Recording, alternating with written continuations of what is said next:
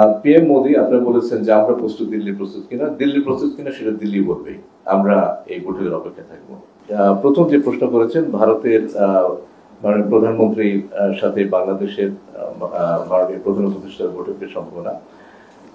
প্রথম যে কথা আমি বলতে চাই সেটা হচ্ছে যে আমরা যে কোনো দেশের সাথে শীর্ষ পর্যায়ে যে বৈঠক, সেই বৈঠকে আমরা গুরুত্বপূর্ণ মনে করি এবং ভারতের সাথে আমাদের সম্পর্কের যে বর্তমান প্রেক্ষাপট, সেই প্রেক্ষাপটের প্রেক্ষিতে এই বৈঠকটিকে আমরা গুরুত্ব দিয়ে দেখছি। এই ঈদে জামা জুতো অ্যাকসেসরিজের ডিসকাউন্ট এবং আমরা আশা করি যে এই বৈঠক যদি অনুষ্ঠিত হয় তাহলে আমাদের দ্বিপাক্ষিক সম্পর্কে যে সৃষ্ট স্থবিরতা সেটা কেটে যাওয়ার সম্ভাবনা আছে। আমাদের দিক থেকে আমরা বলতে পারি যে আমরা এই বৈঠকের জন্য প্রস্তুত আছি এবং ভারতের দিক থেকে আমরা একটা ইতিবাচক উত্তরের অপেক্ষায় আছি। চীনের প্রেসিডেন্টের সাথে যে বৈঠকটি হবে এটি একেবারে যেটাকে বলে এজেন্ডা ড্রিভেন নয়, শীর্ষ নেতৃত্ব তাদের পছন্দ অনুযায়ী বিষয় নির্বাচন করবেন। তবে আমাদের দিক থেকে এবং চীনের দিক থেকে আগ্রহ আছে ওয়াটার ম্যানেজমেন্ট বিষয়টা নিয়ে কথা বলার জন্য এবং সেই ওয়াটার ম্যানেজমেন্টের বিষয়ের আওতায় তিস্তা প্রকল্প নিয়ে কথার একটা সুযোগ আছে। রোহিঙ্গা প্রত্যাবাসন নিয়ে প্রত্যাশা, আপনারা জানেন যে রোহিঙ্গার সমস্যাটা একটা দীর্ঘদিনের সমস্যা, এর মধ্যে 7 বছরের বেশি অতিক্রান্ত হয়েছে এবং বাংলাদেশের দিক থেকে আমরা বিভিন্নভাবে চেষ্টা করেছি এই সমস্যাটা যাতে সমাধান হয়। আমরা দ্বিপাক্ষিকভাবে মায়ানমার সরকারের সাথে 2017-18 সাল থেকে কথাবার্তা বলছি এবং আমাদের এই চেষ্টায় চীনও আমাদেরকে সহায়তা করেছে।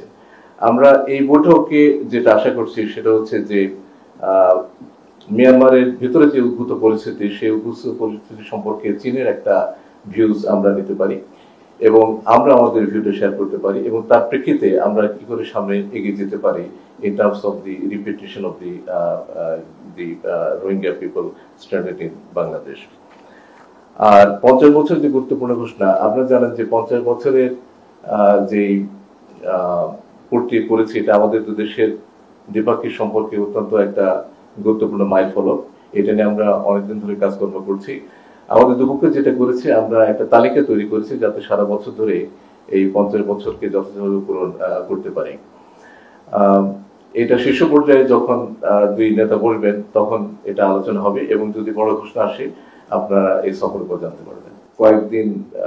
কয়েক মাস ধরে বিশেষত মাননীয় পররাষ্ট্র উপদেষ্টার চীন সফরের পরবর্তী সময়ে চীন এবং বাংলাদেশের মধ্যে এই স্বাস্থ্য খাতে সহযোগিতাটা বেশ বৃদ্ধি পেয়েছে এবং তার সফরের ফলশ্রুতিতে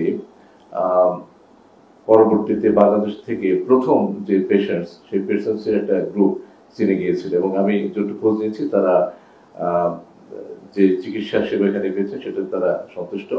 আপনি এটা জানেন যে চীন বাংলাদেশি পেশেন্টদের জন্য কুনমিংয়ে 4টি হাসপাতালকে চিহ্নিত করেছে, 4টি হাসপাতালকে ডেজিগনেট করেছে শুধুমাত্র বাংলাদেশি পেশেন্টদের জন্য এবং আমাদের প্রত্যাশা হচ্ছে যে সামনের সময়ে এই সহযোগিতার আরো একটা দুটো দিগন্ত উন্মোচিত হবে। তার মধ্যে একটা উল্লেখ করতে চাই, সেটি হচ্ছে যে আমাদের প্রত্যাশা যে চীন বাংলাদেশে একটি বিশেষায়িত হসপিটাল করবে যেটা বাংলাদেশ এবং চীনের দ্বিপাক্ষিক সম্পর্ক যে সুবর্ণ জয়ন্তী তার সাথে একটা সঙ্গতিপূর্ণ বিষয় হবে। আমরা এই বিষয়টাকে জোর দেওয়ার জন্যই এই বৈঠকে আবার এই বিষয় নিয়ে শীর্ষ পর্যায়ে কথা বলবো। দ্বিতীয়ত যে বিষয় সেটি হচ্ছে যে সামরিক বিষয়ে আলোচনা হবে কিনা, এটা আমি আগে থেকে স্পেড করতে চাই না, কিন্তু আমাদের দিক থেকে সাধারণভাবে সামরিক বিষয়ে চীনের সাথে যে সহযোগিতা আছে সেগুলি সাধারণ একটা আলোচনা হবে। ডিরেকশন সাইজ আপনি জানতে চেয়েছেন, ডিরেকশন সাইজ হচ্ছে সব মিলিয়ে নিরাপত্তা সহ অন্য যে প্যারাফারনালিয়া সব মিলিয়ে হচ্ছে 57। আমাদের এক্সপেকটেশন এই ভিজিট থেকে হচ্ছে বহুমাত্রিক।